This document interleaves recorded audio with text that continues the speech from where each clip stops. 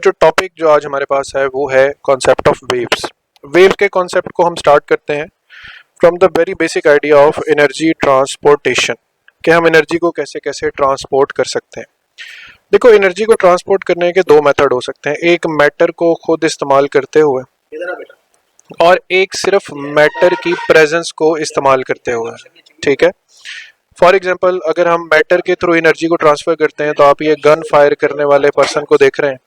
अब इसमें बुलेट क्या है, ये मैटर है, और यही बुलेट जो है वो काइनेटिक एनर्जी भी गेन करती। तो ये काइनेटिक एनर्जी मैटर के थ्रू आगे ट्रांसपोर्ट हो रही है। ठीक है, जबकि दूसरी तरफ आप देख रहे हैं कि एक बंदा दूसरे बंदे पे शाउट कर रहा है। अब शाउट करने में सिर्फ एक एंटिटी है जो आगे की तरफ जा रही है, वो है साउंड वेव। ठीक है, मुंह से कोई बुलेट्स नहीं फायर हो रही, इनको बुलेट्स नहीं समझना, ये बस एक डिपिक्शन है कि समवन इज टॉकिंग। तो वेव ट्रांसपोर्ट हो रही है, मैटर ट्रांसपोर्ट नहीं हो रहा। तो what is a wave? Wave is that disturbance that only transport energy without transporting matter. यही हमारा मेन आइडिया और मेन कॉन्सेप्ट है। लेक्चर के बारे में पहले थोड़ा सा आइडिया दे दूं, थोड़ा सा वेव्स को थियोरेटिकली एक्सप्लेन करने के बाद मैं आपको एनिमेशंस की तरफ ले जाऊंगा, क्योंकि जो बात एनिमेशंस में नज़र आ जाएगी वो हज़ार हाँ लफ्ज़ों से बेहतर है कि आपको खुद पता चल जाएगा कि प्रोसेस कैसे चल रहा है। बच्चों, जितनी भी वेव्स हैं हम उनको दो बड़ी कैटेगरीज में डिवाइड करते हैं। एक वो जिनको प्रोपगेशन के लिए मीडियम रिक्वायर हो, एक जिनको प्रोपगेशन के लिए मीडियम रिक्वायर ना हो। कौन सी वेव्स होती हैं जिन्हें प्रोपगेशन के लिए मीडियम रिक्वायर नहीं होता? आंसर है इलेक्ट्रोमैग्नेटिक वेव्स। ये वेव्स क्या होती हैं, नज़र कैसी आती हैं, ये मैं आपको अभी एक एनिमेशन में दिखाऊंगा। उससे पहले electromagnetic waves, these waves are simply known as light, रोशनी जिसे हम कहते हैं। और इसमें कुछ मशहूर व मारूफ जो वेव्स हैं, gamma rays, x rays, ultraviolet, visible, infrared, microwaves, radio waves, ये सारी की सारी जो वेव्स हैं इनको हम कहते हैं इलेक्ट्रोमैग्नेटिक वेव्स। इनके बारे में डिटेल्स में हम जाएंगे, लेकिन आगे एक यूनिट आएगा ऑल्टरनेटिंग करंट का, वहां पे हम इसकी डिटेल्स पढ़ेंगे। अभी आपने सिर्फ याद रखना है कि ये जितने नाम मैंने यहाँ पर लिए हैं, इन वेव्स को बाय नेचर कहते हैं इलेक्ट्रोमैग्नेटिक वेव्स। ये ट्रेवल करती हैं वैक्यूम में स्पीड ऑफ लाइट से 3 × 10⁸ मीटर्स पर सेकेंड की स्पीड से। ठीक है, अब ये वाला पॉइंट मैं बाद में समझाता हूँ। उसके बाद वेव्स पे आते हैं कि वो वेव्स जिनको मीडियम रिक्वायर हो। देखो, जैसे वाटर वेव्स हैं, ये वाटर के बगैर नहीं पैदा हो सकती। गिटार की जो स्ट्रिंग है, उस स्ट्रिंग में गिटार में स्ट्रिंग ना हो तो स्ट्रिंग वेव्स पैदा नहीं हो सकती। लिहाजा ऐसी तमाम वेव्स जो किसी ना किसी मीडियम के सहारे से पैदा हो रही हैं उनको हम कहते हैं मैकेनिकल वेव्स।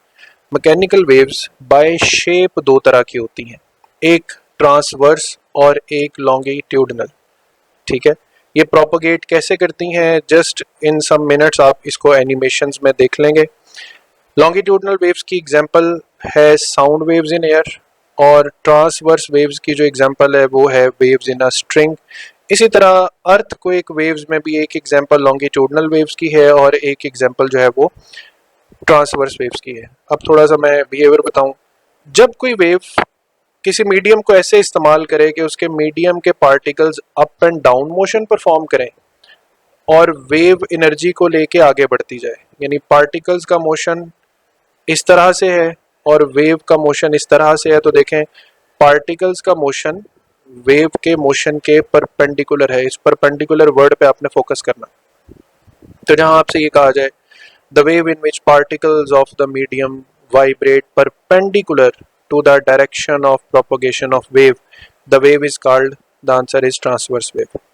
और ये जो आप डायग्राम देख रहे हैं, इस डायग्राम में ये जो पॉइंट्स आपको नजर आ रहे हैं, ये पॉइंट्स इस डायरेक्शन में आगे को ट्रेवल कर रहे हैं और वेव भी इसी डायरेक्शन में प्रोपगेट कर रही है। हाँ, इन पॉइंट्स ने ऐसा है कि वेव्स के साथ नहीं जाना, इन पॉइंट्स ने अपनी जगह पर to and fro motion perform करना है, बट वो कहलाएगा तो parallel to the direction of motion ही।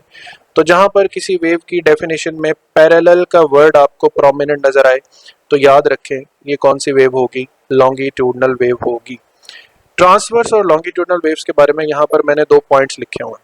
पहला पॉइंट ट्रांसवर्स के बारे में। Transverse waves, mechanical transverse waves वो वेव्स हैं जो सिर्फ सॉलिड्स में पैदा हो सकती। स्ट्रिंग में पैदा हो सकती है, ढोल में पैदा हो सकती है, किसी भी पत्थर में पैदा हो सकती है। ठीक है, हर सॉलिड सरफेस में ट्रांसवर्स वेव पैदा हो सकती है। ट्रांसवर्स वेव लिक्विड्स में पैदा नहीं हो सकती, ट्रांसवर्स वेव गैसेस में भी पैदा नहीं हो सकती। लेकिन जो लॉन्गिट्यूडनल वेव्स हैं इनके लिए कोई दरवाज़ा बंद नहीं है। इस तरह ज़हन में रख लेते हैं, ट्रांसवर्स वेव के लिए लिक्विड्स और गैसेस के दरवाजे बंद हैं। लिक्विड्स में और गैसेस में ट्रांसवर्स वेव सेटअप नहीं हो सकती। वजह क्या है? वजह कुछ इलास्टिसिटी इश्यूज हैं। ट्रांसवर्स वेव पैदा करने के लिए मटेरियल के पास यंग और शेयर मॉडुलस का होना ज़रूरी है, जो कि लिक्विड्स और गैसेस के पास नहीं होता। बहुत डेप्थ में जाने की ज़रूरत नहीं है, बस इतना सा कॉन्सेप्ट पकड़ते हैं। जबकि लॉन्गिट्यूडनल वेव्स पे किसी के दरवाजे बंद नहीं है, ये सॉलिड्स में भी पैदा हो सकती हैं, ये लिक्विड्स में भी पैदा हो सकती हैं, ये गैसेस में भी पैदा हो सकती हैं। तो एक क्वेश्चन बिहेवियर पे चलते हैं फ्रॉम दिस चार्ट कि वो वेव्स जिनको प्रोपगेशन के लिए कोई मीडियम रिक्वायर नहीं होता, दे आर कॉल्ड इलेक्ट्रोमैग्नेटिक। वो वेव्स जिनको प्रोपगेशन के लिए मीडियम रिक्वायर होता है, they are called mechanical. By shape mechanical waves दो तरह की होती हैं, ट्रांसवर्स एंड लॉन्गिट्यूडनल। जिनकी डेफिनेशन में परपेंडिकुलर का वर्ड प्रोमिनेंट है वो ट्रांसवर्स, जिनकी डेफिनेशन में पैरेलल का वर्ड प्रोमिनेंट है वो लॉन्गिट्यूडनल वेव्स हैं। लॉन्गिट्यूडनल की बड़ी एग्जांपल में साउंड है, ट्रांसवर्स की बड़ी मैकेनिकल एग्जांपल्स में वेव इन अ स्ट्रिंग है। अब यहाँ पर आपने इलेक्ट्रोमैग्नेटिक वेव में देखना है कि मैंने लिखा हुआ है कि electromagnetic waves by shape transverse होती हैं, बट याद रहे इन्हें मीडियम की जरूरत नहीं होती। वो भी आप देख भी लेंगे कैसे। और लाइट वेव्स ट्रांसवर्स वेव्स हैं, ये प्रूव कैसे होता है कि लाइट वेव्स पोलराइज्ड हो जाती हैं। यहाँ से एक बड़ा इंपॉर्टेंट एमसीक्यू ज़हन में रख लें, पोलराइजेशन टॉपिक है चैप्टर नंबर 9 फर्स्ट ईयर में। कौन सी वेव्स पोलराइज हो सकती हैं? ट्रांसवर्स पोलराइज हो सकती हैं, लॉन्गिट्यूडनल वेव्स पोलराइज नहीं हो सकती। हर वो वेव जो पोलराइज हो जाए ट्रांसवर्स होगी। सवाल आता है, क्या wave in a string polarise हो सकती है? हो सकती है। क्या एक्सरे पोलराइज हो सकती है? हो सकती है, क्योंकि एक्सरे बाय शेप ट्रांसवर्स है। क्या इंफ्रारेड वेव्स पोलराइज हो सकती है? बिल्कुल हो सकती है। क्या साउंड वेव्स पोलराइज हो सकती हैं? नहीं। साउंड पहली बात लॉन्गिट्यूडनल वेव है।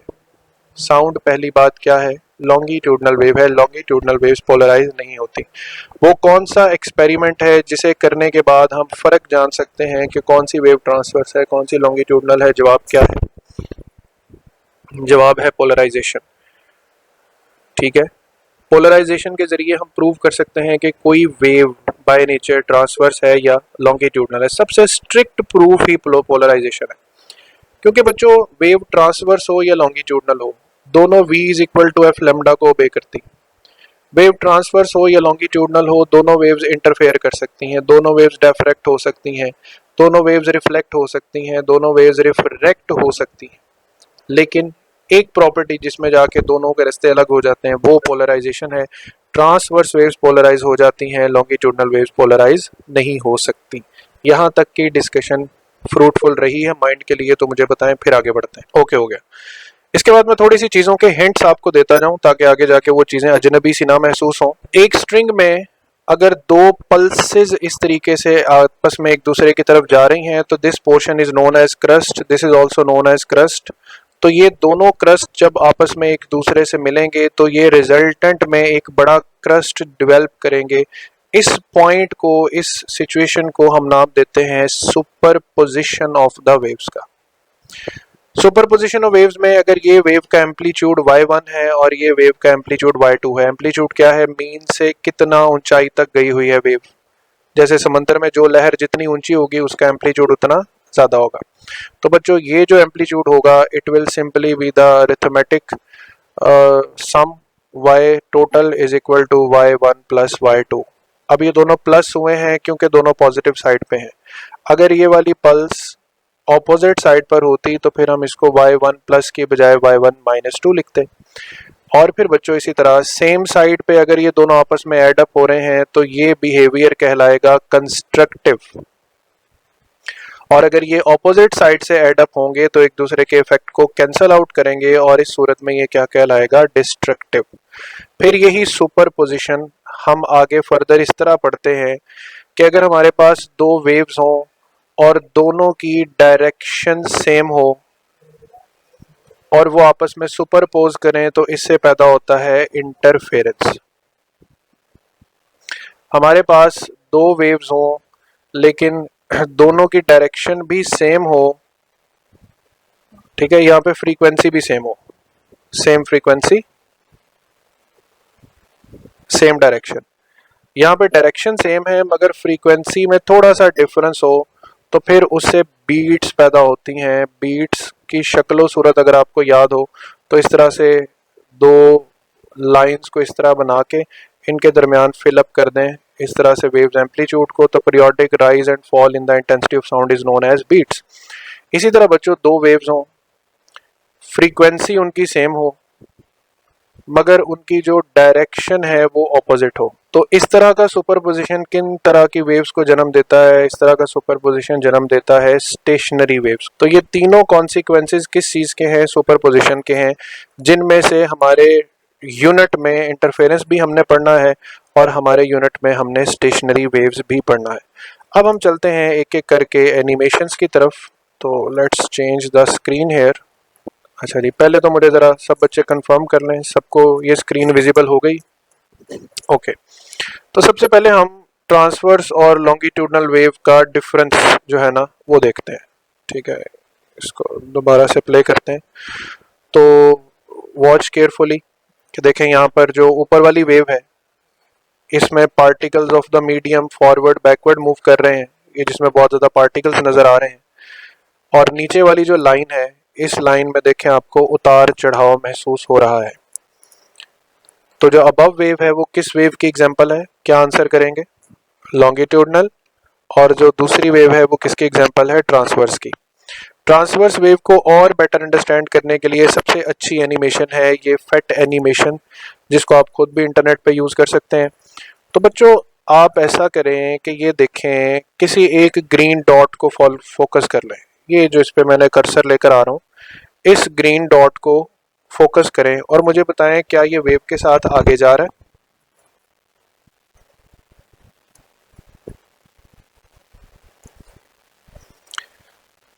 वेव आगे जाती हुई जरूर महसूस हो रही है, बट ये ग्रीन डॉट या इसके अलावा जितने भी डॉट्स हैं ये सिर्फ अपनी जगह पर up and down, to and fro oscillatory motion perform कर रहे हैं और इन सब का एक हार्मोनिक मोशन हमें दिखा रहा है कि something is moving in the forward direction and that direction is the direction of wave. फिर इसी तरह फ्रीक्वेंसी क्या चीज़ है? नंबर ऑफ साइकिल्स पर second. Just look at there, now we have more number of waves in the same amount of distance, and very low frequency का मतलब है we have very less amount of waves in the same amount of distance. Next, tension का concept यहाँ पर आ रहा है। String में तनाव जितना ज़्यादा होगा वेव की स्पीड उतनी ज़्यादा होगी।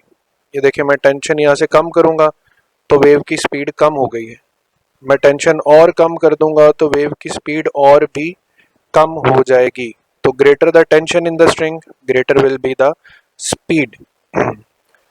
यहाँ से इसको रीस्टार्ट करते हैं, रीसेट करते हैं, मैनुअल पे सेट करते हैं और यहाँ पर आपको दो वर्ड्स लिखे आ रहे हैं, फिक्स्ड एंड और लूज एंड, जिसको हम डेंस मीडियम और रेयर मीडियम भी कहते हैं। सबसे पहले लूज एंड को सिलेक्ट करते हैं। यहाँ से मैं एक पल्स जनरेट करूंगा। ठीक है बच्चों, ये पल्स आपने देखना है कि यहाँ से पल्स जनरेट हुई, अब ये आगे ट्रेवल करती हुई जा रही है। अब ये आगे ट्रेवल करके आगे जो सरफेस है वो लूज एंड है, इसको आप समझ लें रेयर बाउंड्री है। ये पल्स क्रस्ट बनकर जा रही है। ये पल्स कैसे जा रही है? क्रस्ट बनकर। आपने ये देखना है ये वापस किस शेप में आएगी। I am playing the animation. हाँ जी, क्या आंसर है? ये क्रस्ट बनकर गई है और वापस भी क्रस्ट ही बनकर आ रही है। तो कोई फेज चेंज आया इसमें, कोई एंगल का चेंज? ठीक है, तो there is no angle change, there is no phase change, it was a crust, it is a crust. तो ऐसी सूरत हाल में हम कहेंगे कि वेव रिफ्लेक्ट हुई है रेयर बाउंड्री से, जिसको लूज एंड भी कहा जाता है। लेकिन on the other hand, समझ आ गया? Reflection of wave from a rare boundary, it went as a crust and let's restart. I am again starting a pulse. तो ये वेव एक जा रही है, वेव की पल्स, ये गई भी क्रस्ट बनकर है और वापस भी क्रस्ट बनकर आई है। तो इसको हम कहते हैं reflection from a rare boundary. There is no phase change in the reflection from the rare boundary. अब हम इस बाउंड्री को फिक्स कर देते हैं, रीसेट करते हैं सिस्टम को। अब देखो यहाँ पर जो पार्टिकल्स हैं वो फिक्स हो गए, मूव नहीं कर सकते। तो अब एक्शन का रिएक्शन तो भुगतना पड़ेगा ना। देखो, it is going as a crust but getting back as a trough. It was coming as a trough and now going back as a crust. यानी हर दोनों तरफ फिक्स पॉइंट्स हैं। गौर से देखो, दोनों तरफ जो ग्रीन ग्रीन डॉट्स हैं वो फिक्स्ड हैं। अब फिक्स्ड बाउंड्री से रिफ्लेक्ट होने पे वेव का हर दफा फेज चेंज हो रहा है, कितने डिग्री से चेंज हो रहा है ये मुझे आपने बताना है।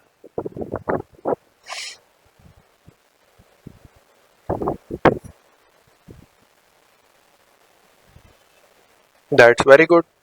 तो आई एम होपफुल कि आपको रिफ्लेक्शन ऑफ वेव्स अच्छी तरह समझ आ गया। Reflection from a fix boundary and reflection from a loose boundary. Is that clear बच्चों?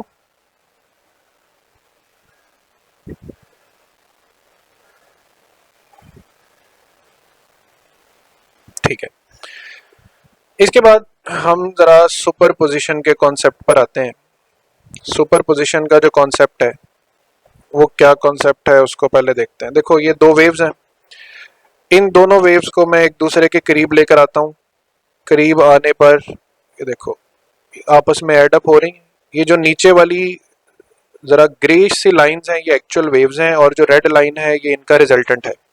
तो जैसे जैसे मैं इनको करीब ला रहा हूँ, जिस पॉइंट पर ये दोनों एक दूसरे के सामने आ गई हैं, आप देख रहे हैं रेड लाइन कितनी बुलंदी पे चली गई है। वो इसलिए चली गई है कि इनकी रिजल्टेंट वेव है, और उसके बाद ये वेव अपने अपने रास्ते पे ऐसे ही आगे चलती जाएंगी। लेकिन जहां पर ये जितना मिलेंगी उतना एम्पलीट्यूड, जहां ये एक दूसरे को क्रॉस करके चली गई हैं, वहां पर अब आप देखो कोई फर्दर एम्पलीट्यूड एग्जिस्ट नहीं कर रहा, but they were added in the same phase. तो इस इंटरफेरेंस को या इस सुपरपोजिशन को क्या नाम दिया था हमने? कंस्ट्रक्टिव का। लेकिन अगर मैं एक एम्पलीट्यूड को माइनस कर देता हूँ, देखो इसको थोड़ा अलग कर लेते हैं।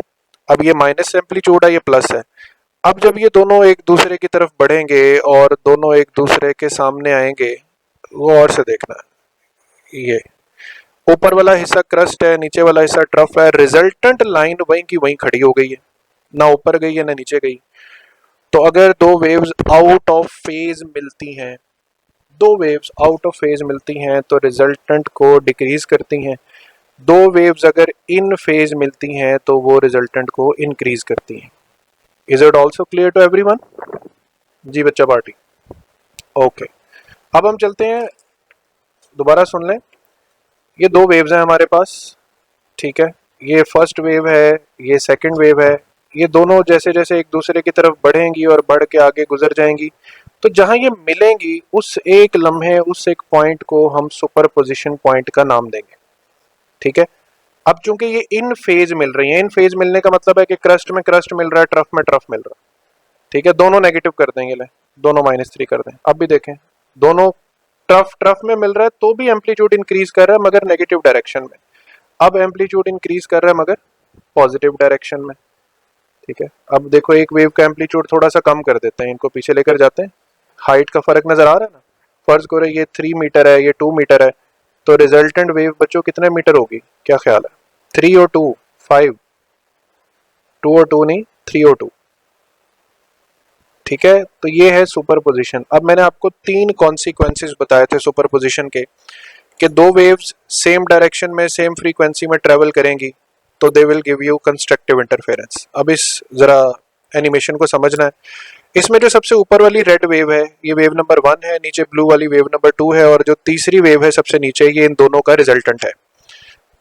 मैं यहाँ पे ऑप्शन देखो, standing longitudinal, standing transverse, destructive interference, constructive interference, beats 1 beats 2। तो इंटरफेरेंस की एग्जांपल देखो, वेव नंबर 1 और वेव नंबर 2 ये दो वेव्स हैं। गौर करो और मुझे बताओ, और जल्दी जल्दी जवाब देना है, क्या इनकी फ्रीक्वेंसी सेम है?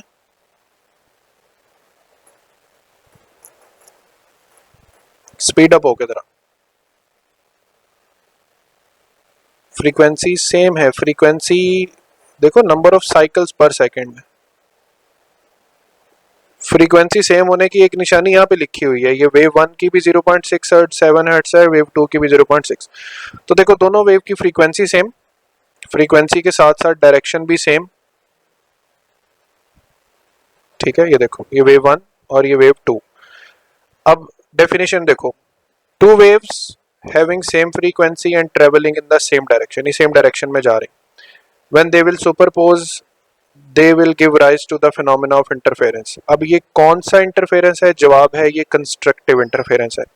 लेकिन बच्चों देखना, मैं यहाँ पे डिस्ट्रक्टिव पे जैसे ही क्लिक करूंगा, आपके ख्याल में एक्सपेक्टेडली ये जहां 1+2 लिखा हुआ है, ये 1+2 लिखा हुआ है, यहाँ किस किस्म की वेव बनेगी? जल्दी से बताना, शाबाश। आप ये भी जवाब दे सकते हैं सर यहाँ पे वेव बनेगी ही नहीं, क्योंकि जब डिस्ट्रक्ट होना है इसने, तो ये देखो गौर से, मैं इसको थोड़ा स्लो कर देता हूँ।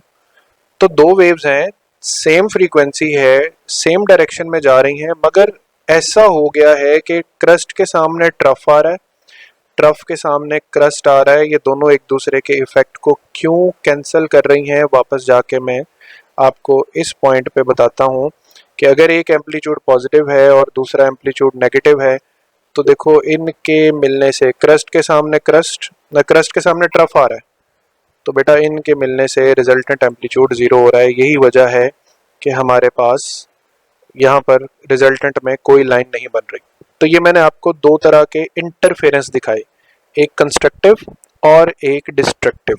समझ आई है थोड़ी बहुत? तो जरा ओके करें, फिर अगले पॉइंट पे चलते हैं। अब मैं क्लिक करने लगा हूं बीट्स पर, बीट्स फिनोमेना, ठीक है। इसको जरा स्लो करके देखें। जो वेव नंबर 1 है, यहाँ पे न्यूमेरिकल वैल्यू में देखें, उसकी फ्रीक्वेंसी 0.75 है, वेव नंबर 2 की थोड़ी सी ज्यादा है, 0.91। इन दोनों वेव्स की फ्रीक्वेंसी स्लाइटली डिफरेंट है, लेकिन ये ट्रेवल सेम डायरेक्शन में कर रही हैं। तो डेफिनेशन क्या होगी? To waves having slightly different frequency but travelling in the same direction. अब आप इसकी नीचे रिजल्टेंट देख रहे हैं, रिजल्टेंट ग्रेजुअली बढ़ता है, फिर कम होता है, फिर बढ़ता है, फिर कम होता है। तो बीट्स को कैसे डिफाइन करते हैं? द पीरियोडिक राइज और fall in the intensity of sound is known as beats. तो ये बीट्स की सुपरपोजिशन हो गई। अब स्टैंडिंग वेव की डेफिनेशन में थोड़ा रिकॉल करें, क्या पढ़ा था हमने? To waves having same frequency but travelling in opposite direction. Travelling in opposite direction, चलो क्लिक करते हैं। ये मैंने क्लिक कर दिया। पहले 1 और 2 को देखो, रेड वाली वेव जा रही है राइट की तरफ, ब्लू वाली वेव जा रही है लेफ्ट की तरफ, और नीचे उनका सुपरपोजिशन शो हो रहा है। अब बच्चों मैं आपकी आंखों के सामने ऐसा करता हूं कि सिर्फ हाईलाइट कर देता हूं इस वेव को, ऊपर वाली नजर ही नहीं आने देता मैं। मुझे कोई बताएगा क्या ये वेव ट्रेवल कर रही या सिर्फ अपनी जगह पे अप एंड डाउन ऑसिलेट कर रही?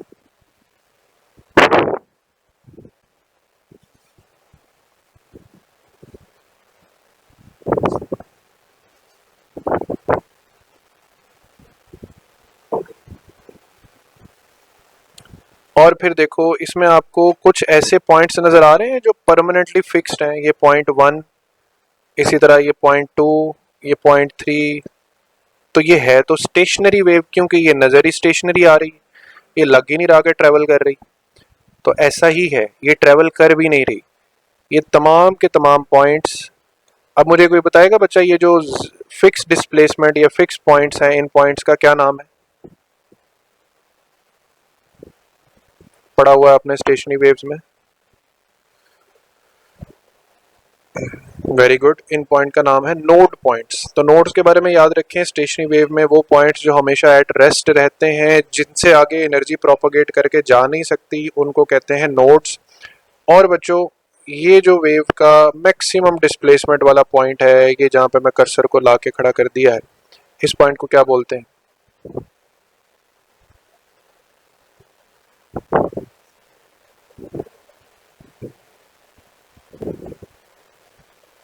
शाबाश, वेरी गुड। नोड के साथ एंटी लगा दें तो इसको क्या बोलते हैं? Antinode. तो that was the concept to be shown. अब मैं बजाय इसके कि सिर्फ पेपर पे समझाता रहता और आप तस्लीम करते रहते कि अच्छा चलें सर जो बता रहे हैं ठीक ही बता रहे हैं, अब यहाँ पे आप अपनी आंखों से देखें। अच्छा, स्टेशनरी वेव प्रोड्यूस करनी हो तो एक बड़ा मजे का मेथड है। देखो मैं यहाँ पे दिखाता हूँ। अब देखो ऐसा करते हैं, मैं वेव को इस जगह से ऑसिलेट करवाऊंगा तो वेव एक सर्टेन फ्रीक्वेंसी के साथ पहले जाएगी राइट साइड की तरफ, फिर यहाँ पे एक फिक्स पॉइंट है, इस फिक्स पॉइंट से वेव टकरा के आएगी वापसी की तरफ। अब देखना यहाँ से वेव जा रही है राइट को, टकरा के वेव आ रही है लेफ्ट को, तो ये ऐसा नहीं हो जाएगा दो वेव्स होंगी, फ्रीक्वेंसी उनकी सेम होगी लेकिन डायरेक्शन ऑपोजिट हो जाएगी। तो देखो मैं यहाँ से इसकी फ्रीक्वेंसी लेट से चलो सीधा 1 हर्ट्ज कर देते हैं, रीसेट करते हैं, डायरेक्ट 1 हर्ट्ज पे ही चलाते हैं। अब गौर से देखना, ये वेव जैसे ही यहाँ से टकरा के वापस आएगी तो हैव अ लुक, ये तो स्टेशनरी वेव्स नहीं बन गई। तो बच्चों याद रखना, एक वेव अपनी ही रिफ्लेक्टेड वेव के साथ सुपरपोज करके स्टेशनरी वेव भी बन सकती। सेम उसी तरह नोड्स और एंटी नोड्स बन रहे हैं। तो इजंट इट इंटरेस्टिंग, इसमें रिफ्लेक्शन ऑफ वेव का टॉपिक भी इन्वॉल्व हो गया है कि वेव रिफ्लेक्ट बैक होके वापस आ रही है। तो अब मुझे जरा सब बच्चे एक थम्स अप दें कि आपको यहाँ तक जो सुपरपोजिशन का कॉन्सेप्ट है वो विजुअली समझ आया सबको।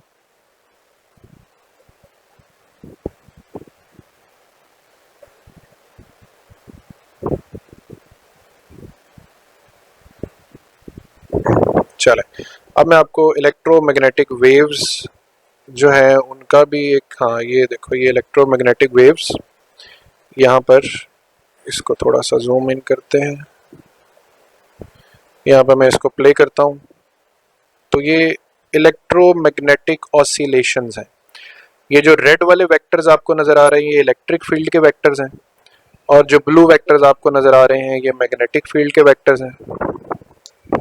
ठीक है, तो this is known as electromagnetic wave. ये स्पेस में ट्रेवल, ये सिर्फ इसका मैग्नेटिक कंपोनेंट शो किया गया है। ठीक है, और अब कुछ ही देर में इसका सिर्फ और सिर्फ इलेक्ट्रिक कंपोनेंट भी हम शो कर सकते हैं। ये सिर्फ इलेक्ट्रिक कंपोनेंट। तो इन वेव्स को ट्रेवल करने के लिए कोई मीडियम नहीं रिक्वायर होता, ये सेल्फ जनरेट करती रहती हैं एक दूसरे को। इलेक्ट्रिक से मैग्नेटिक फील्ड पैदा होती रहती है और मैग्नेटिक से इलेक्ट्रिक फील्ड पैदा होती रहती है। तो ये हमारे पास कुछ विजुअल्स थे, रिफ्लेक्शन में आपको समझा चुका, ये वाला कॉन्सेप्ट भी हो गया क्लियर। आगे ये लॉन्गिट्यूडनल ट्रांसवर्स, हाँ इसमें अब आ जाए ज़रा कुछ एग्जांपल भी। देखो गिटार की स्ट्रिंग में जो वेव्स पैदा हो रही हैं वो स्टेशनरी वेव्स हैं। ये देखो ये 3 लूप्स, ये 4 लूप्स, ये 5 लूप्स, ये 6 लूप्स। अब यहाँ पे फिंगर पोजीशन चेंज करने से देखना ये फ्रीक्वेंसी बढ़ेगी, लेंथ कम होने से फ्रीक्वेंसी बढ़ेगी, और आप लेंथ ऑफ द स्ट्रिंग बढ़ा देंगे तो फ्रीक्वेंसी कम हो जाएगी। ठीक है, आप एम्पलीट्यूड बढ़ाने कम होने से क्या होगा, आवाज़ ज़्यादा पैदा होगी। यानी गिटार स्ट्रिंग को तेज़ी से प्लग करें तो मोर साउंड विल बी क्रिएटेड, ये एम्पलीट्यूड को कम करने से। ठीक है, तो आज के लेक्चर में बेसिकली मैंने आपको विजुअली समझाया है कि वेव्स कैसे काम करती हैं।